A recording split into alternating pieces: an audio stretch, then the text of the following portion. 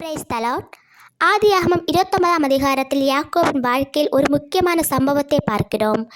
யாக்கோபு ராகேலை காதலித்து அவளை திருமணம் செய்ய 7 வருடங்கள் லாபானிடத்தில் வேலை செய்தான்.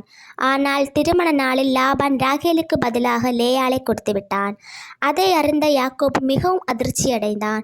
ஏன் இந்த சம்பவம் நடந்தது? முன்பு யாக்கோபு தன் தந்தை ஈசாக்கையும் அண்ணன் ஏசாவையும் ஏமாற்றி ஆசீர்வாதத்தை பெற்றான்.